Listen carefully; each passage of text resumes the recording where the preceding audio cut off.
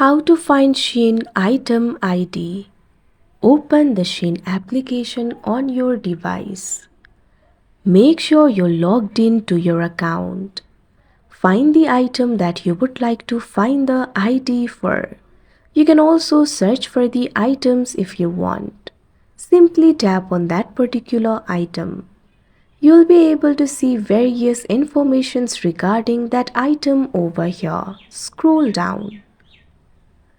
Right over here under the section for reviews, you'll be able to find this option for details. Tap on the option View More. Once you do that, you'll be able to see the description over here. At last, you'll be able to see the item ID. You can simply tap on the copy icon right next to it.